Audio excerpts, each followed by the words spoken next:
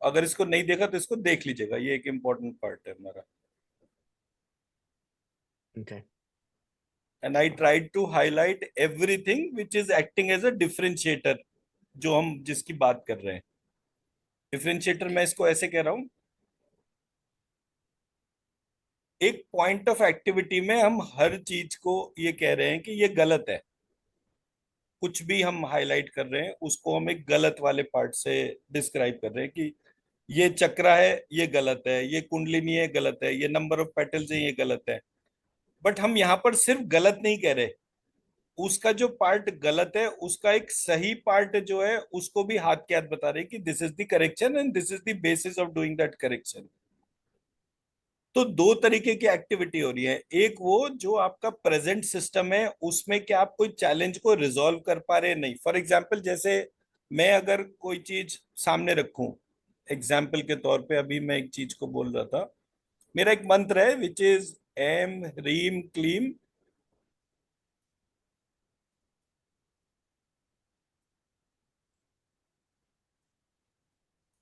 चामुंडाय विच्चे।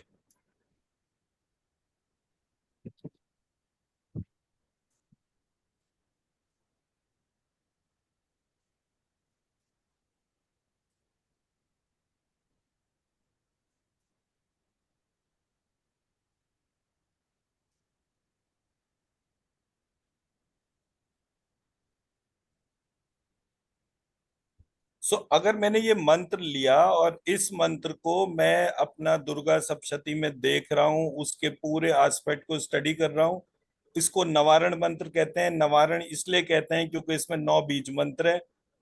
जब मैं इसको बीज मंत्र की डेफिनेशन से देखता हूँ वहां मुझे पता चलता है एक चीज है अक्षर। अब अक्षर क्या होता है, आई डोंट नो।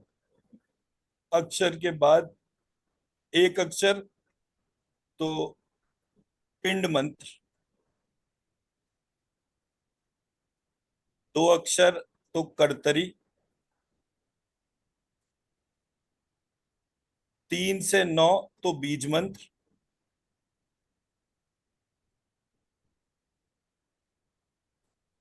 10 से 20 तो मंत्र,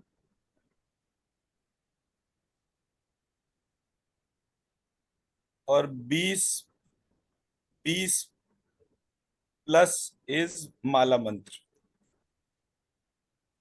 तो दुर्गा सप्तशती जो है उसमें 700 श्लोक के हिसाब से उसके अंदर जो कॉम्बिनेशन हैं वो कॉम्बिनेशन के बेसिस पर वो 700 श्लोक का एक माला मंत्र बना। तो वहां पे टर्म आई अक्षर। जब मैंने ये अक्षर टर्म को देखा तो मुझे पता चला कि इसमें वर्ण और अक्षर को हम वर्ण मानकर वो कर रहे हैं काम। तो वर्ण तो 51 ही है। तो ये वर्ण के जो कॉम्बिनेशंस बन रहे हैं उन कॉम्बिनेशन से कुछ मीनिंगफुल पार्ट निकल रहा है विच is what is actually causing the impact. तो मैंने पैरेलली एक सिस्टम क्रिएट करा और उस सिस्टम में मैंने 3 से 9 बनाना था, तो मैंने बीज मंत्र आइडेंटिफाई करे और मैंने लिखा लक्ष्मी पहला बीज मंत्र, तो श्री दूसरा बीज मंत्र,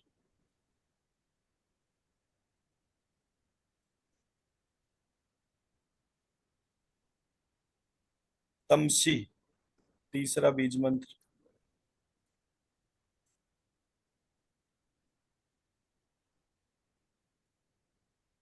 चहशा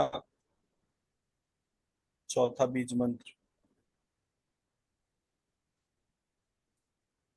शहमु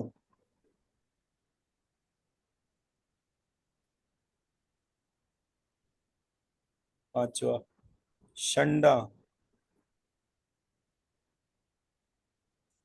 छठा, अश्य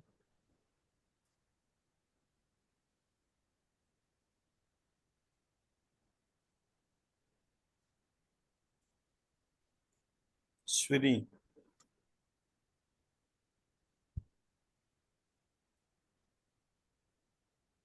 संचय।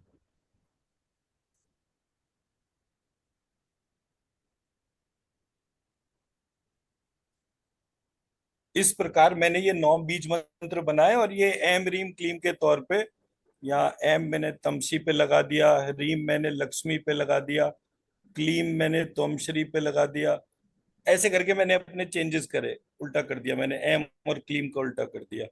फिर चहशा, चा से चहशा बना, मुंह से शहमू बना, अंडा से शंडा बना, ये से हश्य बना, वी से श्वरी बना, अंचे से संचय बन गया। ऐसे करके जब मैंने ये पूरे एस्पेक्ट को स्टडी करा तो मुझे पता चला कि जहां नवारण मंत्र में 9 बीज मंत्र होने चाहिए थे, वो 9 बीज मंत्र नहीं थे। मतलब एम जो है वो एक अक्षर नहीं है, वो वर्ण है। मु जो है वो वर्ण के तौर पर है। तो ऐसे करके उनको आइडेंटिफाई करा कि एक अक्षर बनता कैसे है, और उसके अप्रोच को उसमें डालकर डाला। अब जब इस 9 बीज मंत्रों को मैंने आइडेंटिफाई करा, तो चामुंडा का जो नवाक्षरी मंत्र जो मैंने कल शेयर करा, उसमें मैंने पूरे प्रोसेस में ये 9 बीज मंत्र से वो पूरे टेक्स्ट को रिप्लेस कर दिया। जब उस टेक्स्ट को रिप्लेस करा तो मैंने कहा आप इसको स्कैन करके बताइए कि कितना फर्क है। उसको स्कैन कीजिए जरा एक दफे आप। Which what you have mod, कल जो right? You मैंने चेंज करने के बाद व्हाट्सएप ग्रुप पे अपना जो डॉक्टर आरती डॉक्टर गौरव शुक्ला वाला ग्रुप है, हाँ उसमें जी। एक नवाक्षरी मंत्र शेयर करा था। वो नवाक्षरी मंत्र जो है,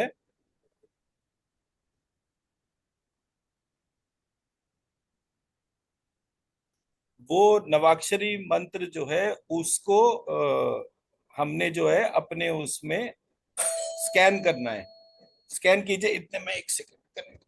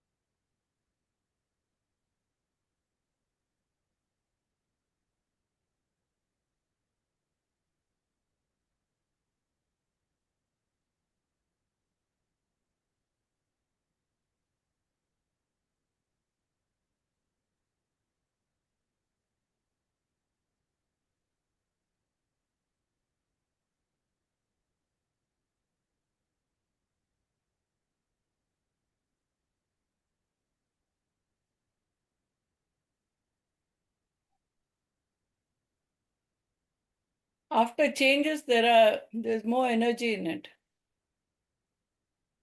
Is not there. You're mute. You're mute. Doctor Saab, you're mute.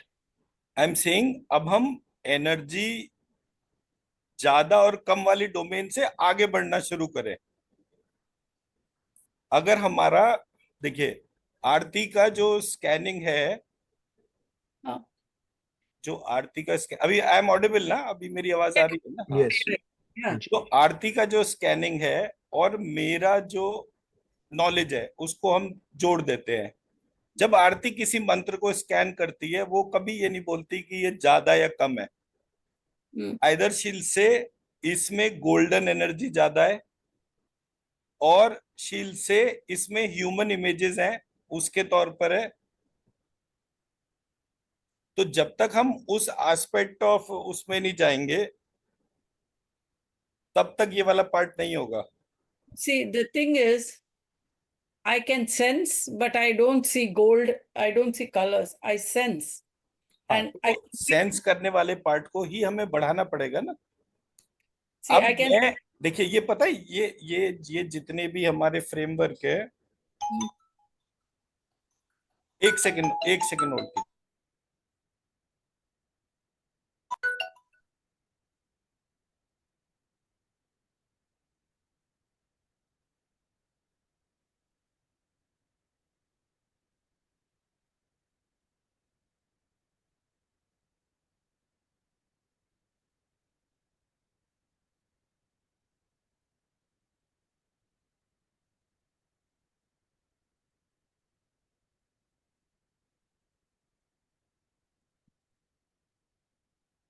Sorry, actually कल वो मेरे बेटे की तबीयत बहुत खराब हो गई थी, तो अरे उसको रे रे। हॉस्पिटलाइज करना पड़ा। तो Oh, ओह मैंने फिर नो। वो पूरा का पूरा जो नहीं, मतलब उनके कॉलेज ने ऐसा बोला कि इसको 104 बुखार हो रहा है तो इसको हॉस्पिटलाइज करना है। मैंने कहा oh, कुछ नहीं करना, उसको गाड़ी से जो है बस मेरठ भेज दीजिए। oh, उसका रात को जो है खाना, और आरती इस समय इंसिडेंटली जम्मू गई हुई है, तो इस वजह से जो है वो कल थोड़ा, तो वो सबके कॉल उसी हिसाब से आ रहे हैं कि वो ah, कोई कोई खिचड़ी बना कर दे गया कोई कुछ, तो मतलब सारी चीजें परफेक्टली मैनेज हो गई। ah. तो दैट वे वो कॉल आ रहा था, तो आई थॉट कि मैं अभी अब बात। अभी कैसा है? कैसा है? हाँ हाँ, वेल इन कंट्रोल, वो दिक्कत नहीं है। आजकल वो वैसे भी यहाँ पर एक वायरल चल रहा है जो डायरिया के जैसा होता है, उसमें जो है उल्टी दस्त जैसा वो होता है। Hmm. तो ठीक है, वो तो वायरल है, तो it will take its own set of 4। लेकिन जो सबसे बढ़िया पार्ट है, एक ना लिख लीजिएगा आप, क्योंकि नोट्स बनाते हैं, तो हरिवंश पुराण के अंदर एक त्रिशिरा ज्वर की कहानी है। त्रिशिरा, हरिवंश? हरिवंश पुराण में एक त्रिशिरा ज्वर की कहानी है। वो त्रिशिरा ज्वर जो है, उसकी कहानी पेशेंट को सुनाने से वो वायरल का इफेक्ट जो है एकदम से मिनिमाइज हो जाता है। Yeah. And in the normal domains तो वो अपना जितना भी डैमेज करता है वो उतना डैमेज नहीं करता उसके बाद। It's a beautiful story, I will share the page scan and everything. तो मैंने तो जैसे ही वो अनिरुद्ध आया रात को उसको सुना दिया, फिर जो भी दवाई वगैरह देनी थी दे दी, बट वो ऐसी स्थिति नहीं हुई कि उसको हॉस्पिटलाइज करना पड़े। Ah. वो हॉस्पिटल में जाके और 10 तरह के इन्फेक्शन लगते हैं, तो वो बड़ी परेशानी होती है। एनीवेज, हम अपने मेन उस पे आते हैं। तो माय ऑब्जेक्टिव इज कि आपको जब ये पूरा स्कैनिंग और हीलिंग करने के तौर पर आता है, तो आरती को पूरा इमेज पता चलता है। पूरा इमेज, ह्यूमन इमेज जैसी चीजें उसको दिखनी शुरू हो जाती है। तो वो इंट्यूटिव एबिलिटी नहीं है उसकी, इट इज जस्ट दैट कि आप अपनी स्कैनिंग में सिर्फ एक या दो ही एलिमेंट इन्वोक कर रहे हैं। आप उसके 5 एलिमेंट्स, 9 एलिमेंट्स, 3 बॉडीज, हर चीज को आप उसमें इन्वोक कर सकते हैं। क्योंकि जब आपके शरीर में 9 चक्रास हैं, तो आपका सेंसरी मैकेनिज्म भी वैसे ही काम करता है। तो it is everything to do with level 3 and 4। But मोटा मोटा जो पार्ट मैं कहने का कोशिश कर रहा हूँ, since you are already in the field of scanning, तो आपको नेक्स्ट लेवल को जो है वो अटेन करना चाहिए, विच is what is my submission in the process. जब तक आपको उतना पार्ट नहीं पता चल पा रहा, एक मंत्र का स्कैन करा और उस मंत्र के स्कैन से सिर्फ आपने एक ही चीज आइडेंटिफाई कर ली कि भाई ये जो है इसका एनर्जी कम है या ज्यादा है, that becomes very very superficial. तो हमारे को उस सुपरफिशियल डोमेन से बाहर निकलना पड़ेगा। See, apart from that, all I sense is the movement on the body. ये बॉडी के बाहर की चीज है, आप उस बॉडी के पार्ट हैं। जब आप उस महालक्ष्मी और इन सब के तौर पे कनेक्ट होते हैं, तो आपके ऊपर जो प्रभाव है वो आप अंदर जाकर ऑब्जर्व कर रहे हैं। अंदर जाने का मतलब क्या है?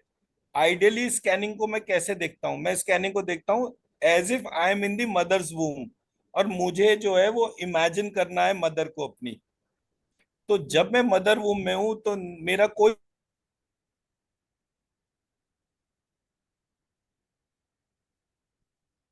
You froze. You're cut.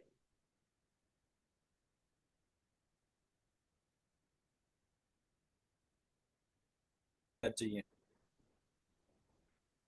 कोई भी व्यक्ति इस डोमेन में जितना भी ग्रोथ लेता है, वो जब तक अपने आप को इन सेंसरी सिस्टम्स में बांध कर रखता है, तब तक वो उस चीज को नहीं ऑब्जर्व कर सकता। जब आप मदर्स वूम में जाते हैं, तो आप मुंह खोल नहीं सकते, नाक से सांस ले नहीं सकते, कान में पानी नहीं जा सकता, हर चीज तो बंद है।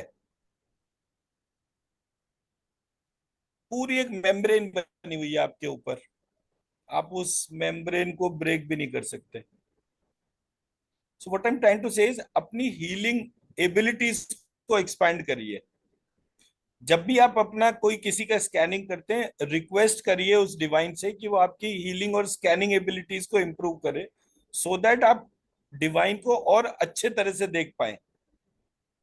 वरना वही कृष्ण और अर्जुन वाली कहानी कि देख मैं तुझे अपना महाकाल स्वरूप दिखा रहा हूं, और तू जो है मेरे वो पीले कपड़े वाले चार हाथ वाले शरीर को ही देखना चाहता है।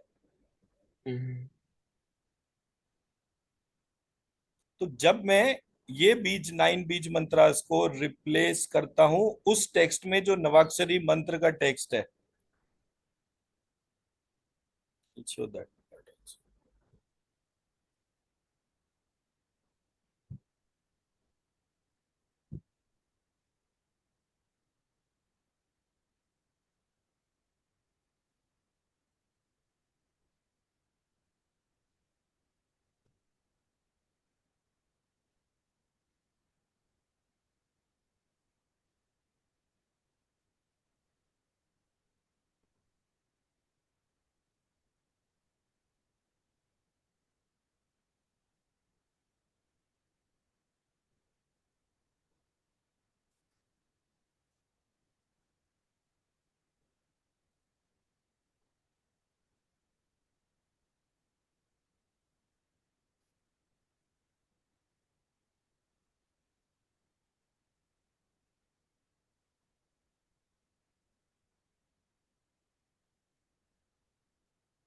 ये हमारा वो नवाक्षरी मंत्र का टेक्स्ट है जो हमारे सामने है।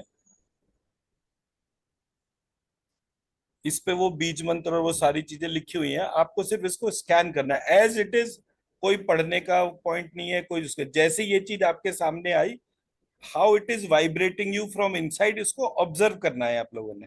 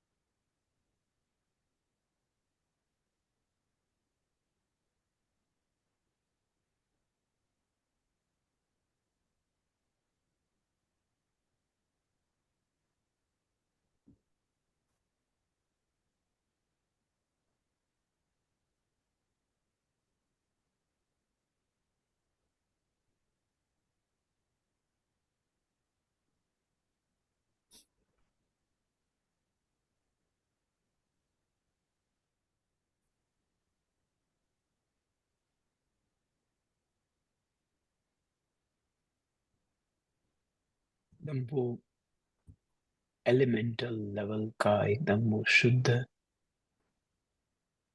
जो जो महालक्ष्मी का जो स्वरूप है, उसका उसका इन्वोकेशन हो रहा है, एकदम जो एकदम रॉ, एकदम एलिमेंटल लेवल पे है। White level for me, white. Sorry. I see it white, bright white. ठीक है, लाइट तो ब्राइट ही होगी इसमें ना। आपको ऑब्जर्व कैसे करना पड़ेगा कि आपका जो भी मटेरियल क्रिएशन है Mm. उसमें हम्म 9 चक्र से 9 एलिमेंट्स होते हैं। वो 9 एलिमेंट्स आपके ग्रॉस सटल कॉजल बॉडी, जब आप इस मंत्र का एनर्जी उठा के डालते हैं तो रेगुलर वो डालने के हिसाब से वो जो चीज मिसिंग एलिमेंट में होगी वो भी क्रिएट होना शुरू हो जाएगी। आप एलिमेंटली भी इवॉल्व कर सकते हैं अपने आप को। और हम्म मेरे को तो ये जब मैं इसके सारे अक्षर पढ़ रहा था तब मुझे उसका स्ट्रक्चर समझ में आया कि रफली इसमें 25-30 नाम हर बीज मंत्र के साथ दे रखे थे। And that's how they made it Trishati. Trishati मतलब 300। तो हम्म नवाक्षरी को उन्होंने 300 पे करा, तो उन्होंने करा कैसे होगा? मैं तो वो स्ट्रक्चर आइडेंटिफाई करा था कि, और मेरा काम करने का बड़ा सिंपल सा तरीका है। एक मैं हमेशा एक पॉइंट बोलता हूँ। कृष्ण जी जो है वो उनके घर में 10 लाख गाय थी। और वो दूसरे के घर में दूध मक्खन चुराने जाते थे अपनी टीम के साथ, और चोरी करना पाप है। Having said it done, last में एक लाइन है, चोरी करना पाप है। तो भगवान पाप हम्म, करने के लिए क्यों प्रेरित कर रहे थे?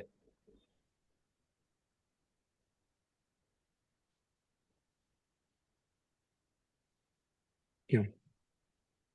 यही तो क्वेश्चन है। तो मैंने तो क्वेश्चन करा ना उस प्रोसेस पे, तो मैं तो आपसे आंसर पूछ रहा हूँ, आप आंसर नहीं बताएंगे तो मैं बता ही दूंगा। लीला लीला लीला है उनकी, वो उनका दिखाने उनका, जितना और भी हो। वो सब जगह पे जाना चाहते थे। वो उनकी एक रीत थी। जैसे ही आपने वो महिषासुर और लक्ष्मी का वो किया, वो एकदम खराब तरीके से था।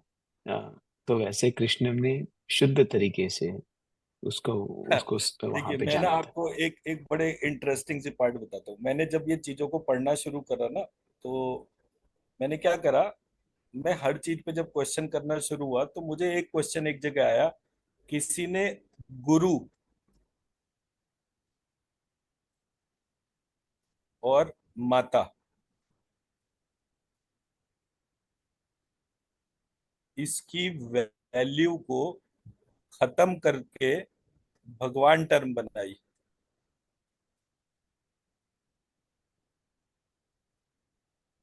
और जब मैंने इस बेसिस पे क्वेश्चंस को आइडेंटिफाई करा, तो मुझे एक बड़ा यूनिक सा एस्पेक्ट पता चला। आज आप जहां भी बैठे हैं, जिस लेवल पर भी हैं, उस लेवल पर पहुंचने के लिए दो लोगों का एसेंशियल कंट्रीब्यूशन है। ए इज योर टीचर, गुरु, और बी मदर। अगर ये दो लोग आपको गर्भ काल से धारण करने के बाद संस्कार नहीं देते, तो आज आप जैसे हैं वैसे नहीं होते। और जब आप गर्भ से बाहर आ गए और आपकी 5-7 वर्ष की आयु हो गई और आपके अंदर कॉन्शियसनेस का इमरजेंस हुआ, तो आपको जो है वो गुरु पता चला। गुरु ने आपको वो सारी चीजें आपके भीतर डालनी शुरू कर दी जो आपकी माता ने भी नहीं डाली। इसलिए गुरु का महत्व जो है वो बहुत ज्यादा होता है, बिकॉज वो सबसे पहले एलिमेंटली आइडेंटिफाई करता है व्हाट इज मिसिंग, और जो मिसिंग है उसको जो है वो रिप्लेनिश करना शुरू कर देता है with his knowledge, so that everyone becomes perfect in life.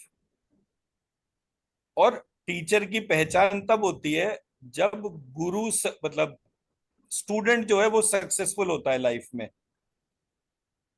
तो अगर स्टूडेंट सक्सेसफुल नहीं होता, तो it is a failure for Guru and माता।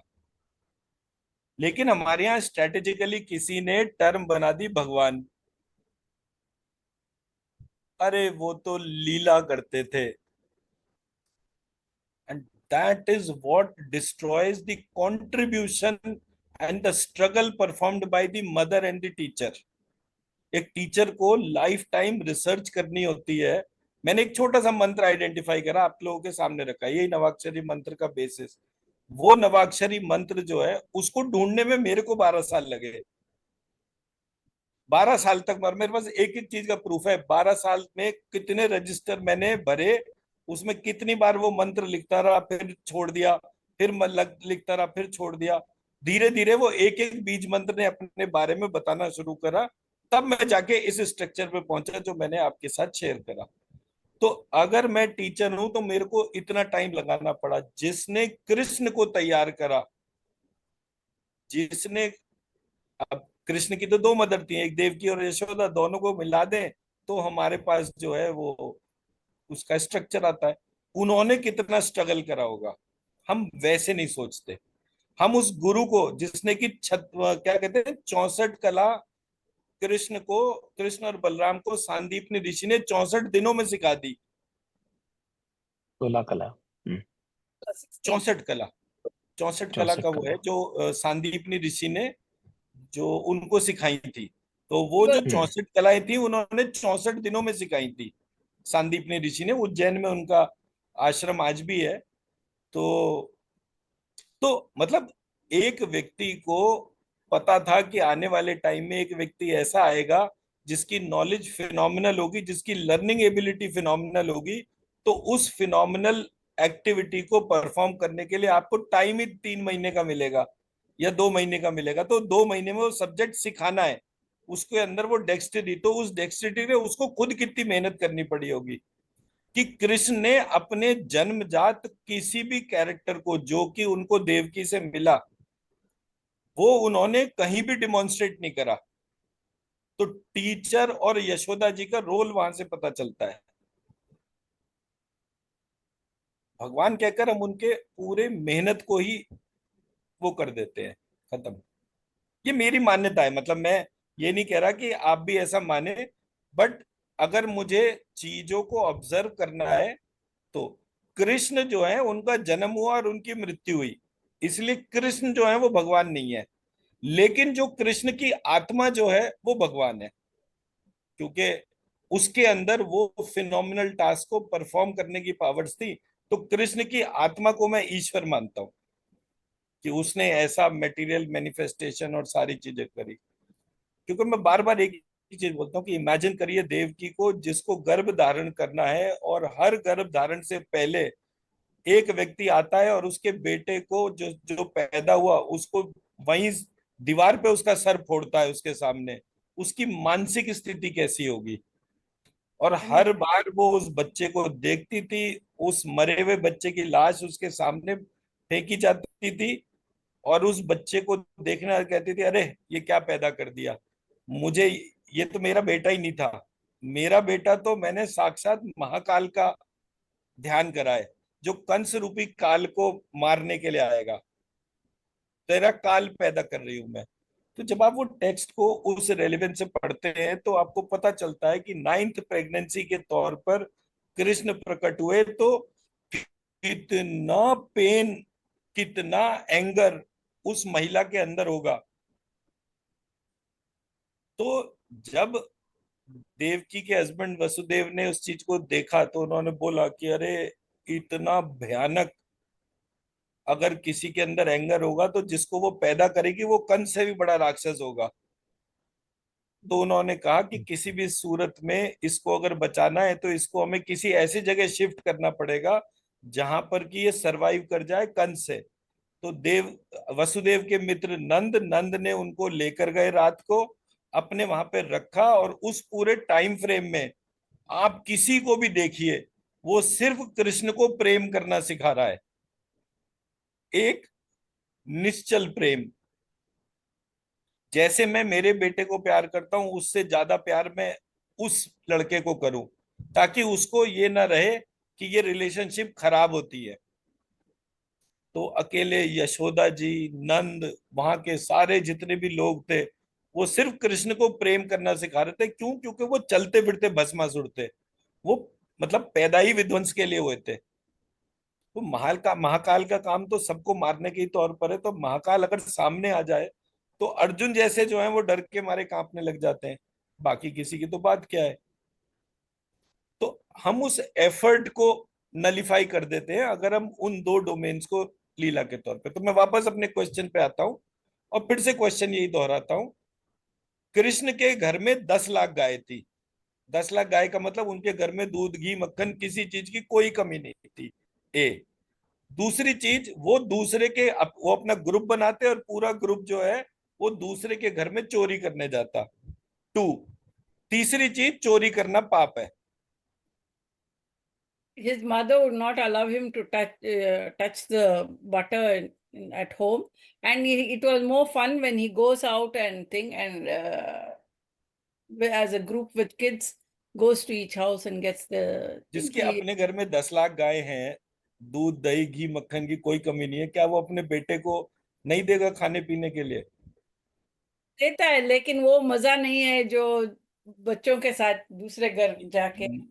तो मजे के लिए चोरी कर रहे हैं, और उसको और चोरी करना पाप है। चोरी करना पाप है, लेकिन वो मजा अलग है बचपन में जो करते हैं। हम ओके। लोगों में भी गए दूसरे एक कंपाउंड से दूसरे कंपाउंड जाके फल फूल सब निकाले। हाँ, वो चोरी करना मना है, फिर भी that is one kind of fun, right? When you go as a group with kids and तो you know भगवान मजे के लिए चोरी करवा रहे हैं, सबको चोरी सिखा रहे हैं, तो फिर तो आज जितने भी लोग चोरी चकारी कर रहे हैं वो जस्टिफाइड है, भगवान को फॉलो कर रहे हैं। It becomes justified, right? No, no. मतलब हमारा जो क्वेश्चनिंग एबिलिटी जो है ना, वो इन चीजों को फिल्टर करनी चाहिए। Mm. कोई भी फ्रेमवर्क अगर भगवान खुद स्टैब्लिश कर रहे हैं कि चोरी करना पाप है, तो वो कहीं भी कोई भी चीज खुद नहीं करेंगे, तो वो फ्रेमवर्क को समझने का एस्पेक्ट बहुत इंपॉर्टेंट है। तो अगर मैं आई थिंक कृष्ण के उस 12 वर्ष की जर्नी को नहीं समझूंगा, तो वो मेरे साथ में चैलेंज हो जाएगा। आई शुड बी एबल, मतलब my intellectual ability, my intelligence should be able to filter everything. इसलिए मैंने बोला ना कल या परसों की क्लास में, सुख दुख धर्म अधर्म, वो जो बकेट्स हैं, अगर उसका करेक्ट प्लेसमेंट और करेक्ट यूसेज हम कर रहे हैं, we will never fail, never. I think he is just attracted to love, and वो प्रेम प्रेम को सबको प्रेम बांटना चाहते थे, सबका प्रेम महसूस करना चाहते थे। तो प्रेम महसूस वो करने के लिए प्रेम चोरी की करने एक, की आवश्यकता क्या थी? पर वही और एक मेरे घर में कारण 10 लाख बनता है गाय हैं। उनकी उनकी उम्र में। वही वैसे ही वो कर सकते हैं जैसे वो But शुद्ध शुद्ध प्रेम सबका और अपना डिवोशन उसके साथ जोड़ सके और वो जुड़वा सके। तो उस समय maybe में उनकी वही क्षमता रही होगी। Go ahead. तो I मेनली s- जो है हमारे को, पहला पार्ट तो ये है कि हमारे को अपने सोचने वाली ड्रिल को थोड़ा और शार्पन करना पड़ेगा। ओके। draw पूरा, attention, sorry, draw attention towards him. वो तो उनको चैलेंज था ही नहीं। वो नंद थे, मतलब नंद के बेटे के तौर पे वहां पे रहते थे, तो उसको अटेंशन की प्रॉब्लम कहाँ से होगी? वो तो ऑलरेडी, मतलब वो तो ऐसा हो गया ना जैसे अपने देश के अंदर मोदी जी हो गए, वो तो वैसा था हिसाब किताब। उनको अटेंशन की प्रॉब्लम कहाँ से आएगी? कोई भी चीज वो अटेंशन के लिए थोड़ी करेंगे, अटेंशन तो उनके पास ऑलरेडी सभी की है। He is the PM. To be noticed so that it reaches Kans. नहीं, ये नॉट अ वैलिड आर्गुमेंट। चलिए, मैं अपना पार्ट जो मेरी समझ में आया मैं उसको शेयर कर देता हूँ। कृष्ण जब चोरी करते थे, तो उन्होंने पूरे प्रोसेस में चोरी करते करते इस बात को बताया कि स्वामी कैसे सोचता है। मैं अगर आज आशीष जी के घर में चोरी करने गया, उस टाइम जिस टाइम पे मैंने एंट्री करी, तो मैं सबसे पहले ये कैसे आइडेंटिफाई करूंगा कि आशीष जी ने अपने वैल्यूएबल्स कहाँ रखे होंगे, या शालिनी जी ने अपने वैल्यूएबल्स कहाँ रखे होंगे। तो जब हम उन वैल्यूएबल्स को आइडेंटिफाई करते हैं, आइडेंटिफाई करने के बाद उसको जब हाईलाइट करते हैं, तब हमें ये पता चलता है कि स्वामी कैसे सोचता है। हमारे को अगर सिचुएशन को ब्रेक करना है, तो उस पॉइंट को समझने के लिए अब वहां से एनवायरनमेंट की बात आती है। वो स्वामी सबको क्यों बनाने चाह रहे थे? क्योंकि वहां की जितनी भी जनता थी, वो पॉइंट ब्लैंक जो भी वहां पर सिचुएशंस चल रही हैं, कंस के दौरान, कंस के दौरान इट वाज अ टाइम जो हैवी टैक्सेस का था। टैक्सेस जो है वो दूध मिल्किंग कम्युनिटी के ऊपर थे। मिल्किंग कम्युनिटी को इतना टैक्स देना पड़ता था कि उनका सर्वाइवल भी नहीं था। वो अपने बच्चों को भी दूध घी मक्खन नहीं खिला सकते थे। तो उन्होंने उनको चोरी कराते कराते इस बात का रियलाइज कराया कि ये कंस हमारे यहाँ का स्वामी है। तो अगर ये हमारा स्वामी है, तो ये सोचता कैसे है, पहले इसकी सोच को देखो। क्या ये आपको वो चीज दे रहा है जो आपका स्वामी आपको देना चाहिए? अगर नहीं दे रहा, तो आप प्रॉब्लम के सॉल्यूशन तक कैसे पहुंचोगे? आपको सारी जिंदगी टैक्स करना पड़ेगा, आप ग्रो नहीं कर सकते। अब यहाँ पर स्ट्रेटेजिक पार्ट आता है। नंद और उपनंद, एक के पास 8 लाख गाय थी, एक के पास 4 लाख थी, और उसके बाद वृषभानु जिनके पास 1 करोड़ गाय होती हैं। ये उस कम्युनिटी की बात चल रही है। तो आप भागवत पढ़ेंगे तो बकायदा इन सब की डेफिनेशन लिखी हुई हैं। और भागवत में आई थिंक दशम स्कंद, मतलब पूरी भागवत नहीं भी पढ़ पाए आप तो दशम स्कंद पढ़िएगा। दशम स्कंद 2 पार्ट के अंदर है और वो कृष्ण की लाइफ के बारे में है। तो वहां से आपको पता चलेगा ये। अब आप सोचिए कि अगर किसी के, और ऐसे करके वो 8-10 लोगों की बात कर रहा है, मतलब this so called few billionaires of the cow community, उनके उनके ग्रुप की बात हो रही है। अब जो billionaire of the cow community है, उसके तौर पे वो हाईलाइट कर रहे थे कि भाई इतनी गायों को कंट्रोल करने के लिए उनके पास वर्क फोर्स कितना होगा। उस वर्क फोर्स को वो एक आर्मी में कन्वर्ट कर रहे थे, आर्मी को रिबेल बनाने के लिए काम कर रहे थे। आर्मी कंस से बहस नहीं करती थी, कंस के ऑर्डर को बाय डिफॉल्ट फॉलो करती थी। तो उन्होंने चोरी करने के एस्पेक्ट से पूरे प्रोसेस को एक रिबेल फॉर्म में डाला। सबसे पहले ये पता चले कि ये लोग काम कैसे करते हैं, तो स्वामी कैसे सोचता है, कैसे काम करता है, उस पार्ट को आइडेंटिफाई करा के Krishna created the pace for revolution. उसके बाद सबने कहा हम जो है ये इस पूरे प्रोसेस को ब्रेक करना चाहते हैं, तो ब्रेक कैसे करें, हमें टैक्स तो देने ही पड़ेंगे। तो बोले टैक्स सरप्लस जनरेट करने के लिए तुम्हें गोवर्धन की शरण लेनी पड़ेगी। तो वो सारे, अब आप गोवर्धन का फोटो देखिए, मैंने आपको एक इमेज शेयर करा है जो दरवाजे पे लगाने के लिए था, जो वास्तु images.21 का पीडीएफ था ना, जो शेयर करा था। मैं एक सेकंड शेयर कर रहा हूँ। उस इमेज को ध्यान से देखेंगे तो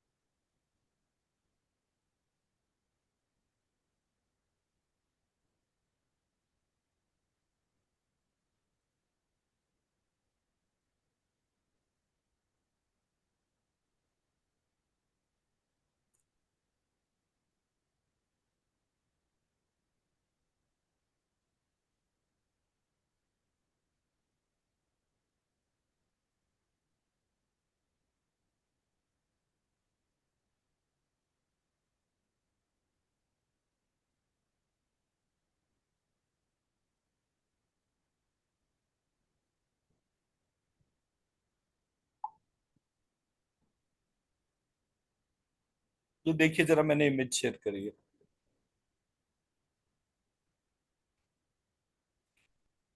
ये जो मैंने इमेज शेयर करी है, जब आप ऐसी इमेजेस को आइडेंटिफाई करेंगे तो आप देखेंगे वहां पर एक बहुत बड़ा ग्रुप था, और वो ग्रुप में जितने ग्वाल बाले थे सबके हाथ में लाठी थी। उन्होंने अपनी लाठी से वो गोवर्धन पर्वत उन लाठियों के ऊपर पकड़ रखा था कृष्ण की मदद करने में, और कृष्ण ने कंस की उंगली पर वो पूरा पहाड़ उठा रखा था। इसका मतलब क्या था? और वहां पे गाय हैं, ग्वाल वाले हैं, और पूरी वो गोवर्धन की कम्युनिटी है, और वो सारी कम्युनिटी अपनी अपनी लाठी से उस पर्वत को उठाए हुए, विच मीन्स कि उन्होंने उस पूरे प्रोसेस में गाय जो है उसके ट्रांसफॉर्मेशन के ऊपर फोकस करना शुरू करा। क्योंकि देसी गाय जो है वो जितना दूध देती है उससे ज्यादा दूध की प्रोडक्शन होनी शुरू हो जाए, तो वो हिडन प्रोडक्शन जो है वो शुरू करी। और वो हिडन प्रोडक्शन के बेसिस पे वो कंस को टैक्स देते गए और अपनी कम्युनिटी को डेवलप करते गए। दैट वाज द बेसिस जो उस टाइम पर हुआ था। तो it was an absolute strategic warfare, because मैंने जब उसको स्टडी करा मैंने कहा एक व्यक्ति एक प्रोसेस में रेवोल्यूशन की पेस कैसे सेट करेगा। अगर इतने सारे टैक्स हैं और मैं टैक्स मुझे देना कंपल्शन है, तो मैं सरवाइव कैसे करूंगा। I have to increase my production. Production कैसे इंक्रीज हो गई? गऊ का वर्धन करने से प्रोडक्शन इंक्रीज हुई। तो जब वो गऊ का वर्धन हुआ तब वो गोवर्धन हुआ। तब मैंने ये मंत्र, उसके बाद ये मंत्र मैं बहुत टाइम से पढ़ता आता था, फिर ये मंत्र के अंदर मैंने चेंज किया। अब इस मंत्र को स्कैन करके ऑब्जर्व करके देखिए, इसके ऊपर जो मंत्र लिखा हुआ है इमेज पे, how does it vibrate from inside.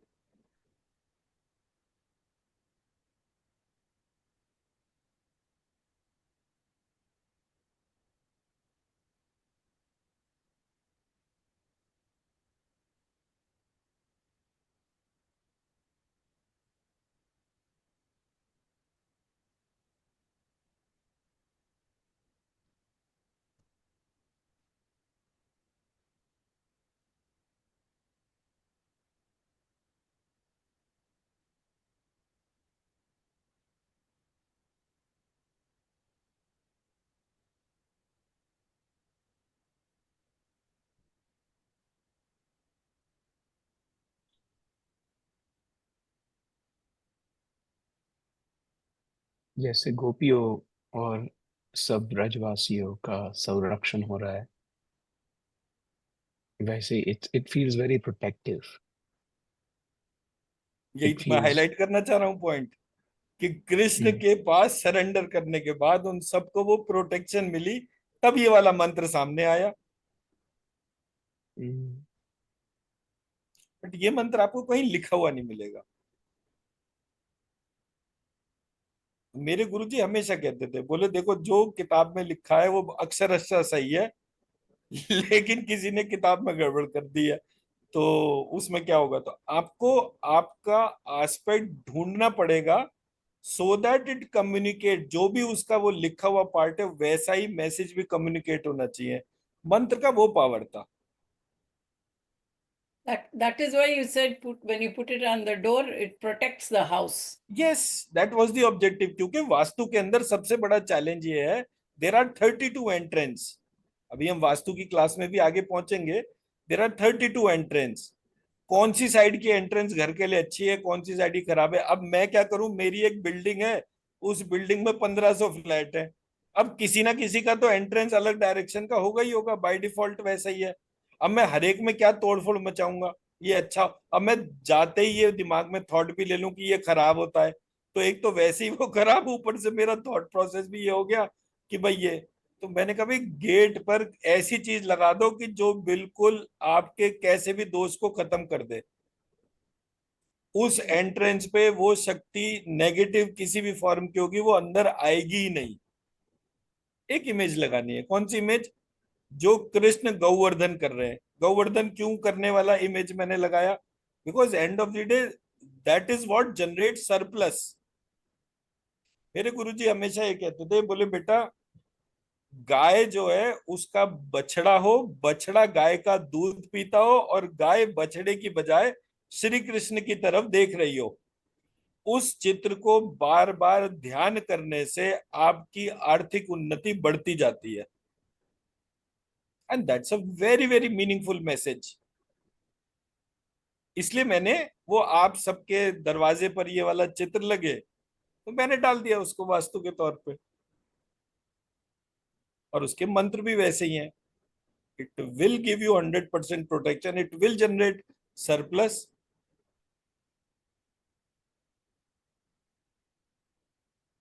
And आप अच्छा एक वैसे ह्यूमन लॉजिक पे चलते हैं, बड़ा सिंपल सा ह्यूमन लॉजिक लगाते हैं। मैंने आपको इनवाइट करा अपने घर पे, ठीक है, आप भी कोई बोला विद फैमिली आइएगा, आप अपने मदर टीचर सबको लेकर मेरे घर पर आए, और मैं आपकी आओ भगत में लग जाऊं, आपको बादाम खिलाऊं, मिश्री खिलाऊं, मक्खन खिलाऊं, बढ़िया बढ़िया उपहार दूं, और आपकी मदर की तरफ या आपके टीचर की तरफ पीट करके खड़ा हो जाऊं, तो जब आप अपने घर वापस जाएंगे तो आप मेरा क्या इंप्रेशन बनाएंगे। मनस्वी एकदम. तो जो इम्प्रेशन बनेगा, मैं तो उस ह्यूमन इम्प्रेशन पे चलता हूँ कि अगर मैं कृष्ण को अटूट प्यार करता हूं तो कृष्ण की मदर जो है, मुझे उन्हें कृष्ण से भी ज्यादा रिस्पेक्ट देनी है। कृष्ण के टीचर को मुझे उनसे भी, कृष्ण से भी ज्यादा रिस्पेक्ट देनी है। बिकॉज जब मैं उस सबके कंट्रीब्यूशन को आइडेंटिफाई करूंगा, तभी तो मैं वास्तविक कृष्ण को जान पाऊंगा।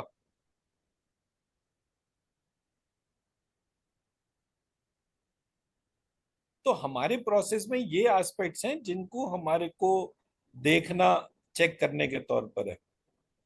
तो मंत्र को स्कैन करिए, और हर बार जब भी आप किसी मंत्र की स्कैनिंग करते हैं, उसको जब अपने भीतर डालते हैं तो उससे ये रिक्वेस्ट करिए कि मैं आपको देखना चाहता हूं, जानना चाहता हूं, क्या आप मेरे पर ये अपनी कृपा करेंगे कि मैं इसको जान पाऊं। And which is what is going to, and why I am doing this is because ये वाले मंत्र की एनर्जी उठाकर जब आप अपने हार्ट में डालते हैं, you become fearless and you become absolute connected on the lines what divine wanted you to do।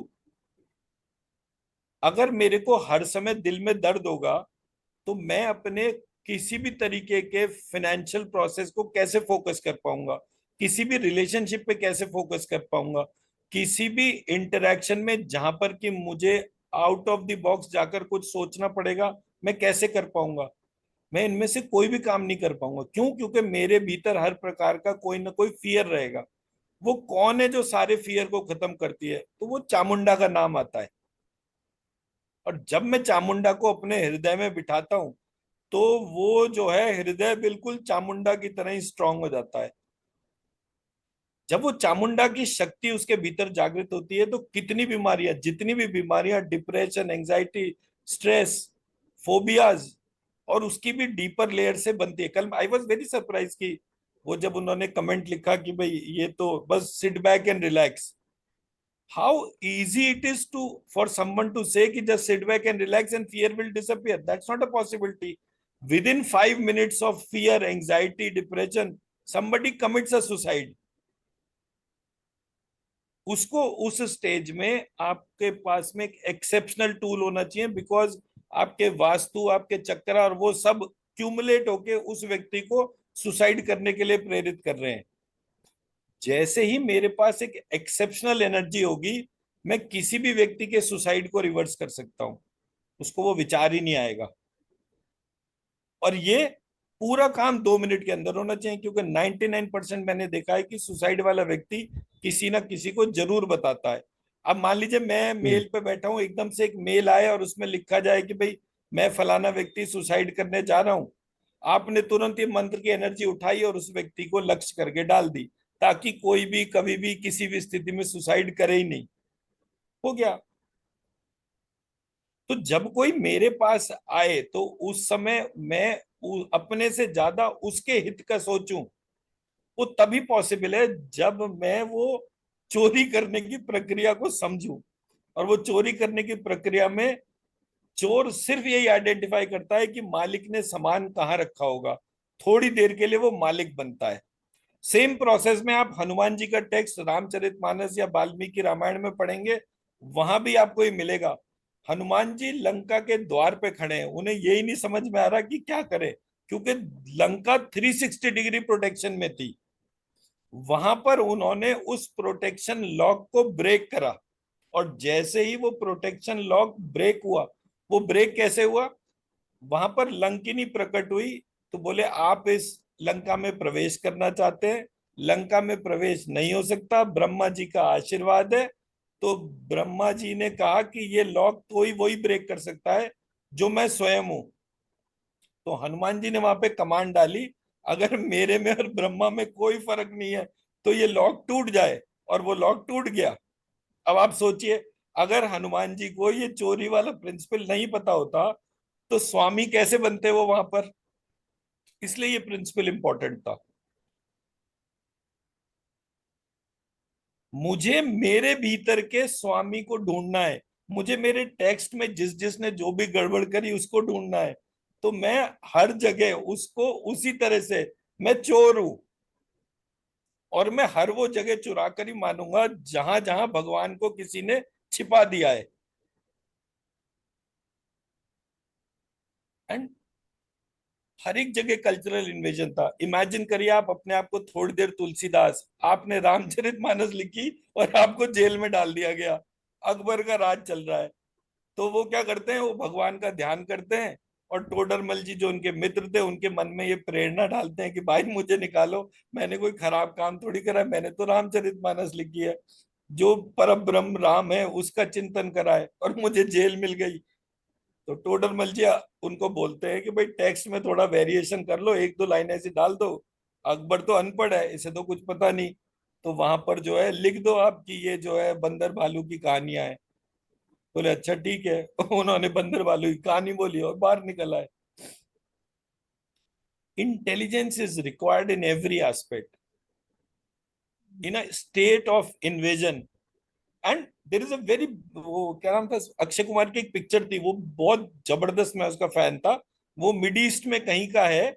और वो मिड ईस्ट में सारे मतलब जितने हिंदुस्तानी होते हैं उन सबको लेकर जो है इंडिया आता है, जब कुवैत के ऊपर जो है सद्दाम हुसैन ने अटैक करा था। उस पिक्चर का नाम मैं भूल रहा हूँ। Wonderful movie. Absolute hmm. Demonstration of intelligence. Crisis में आपका दिमाग कैसे चले। Airlift. Right. Airlift. Wonderful movie.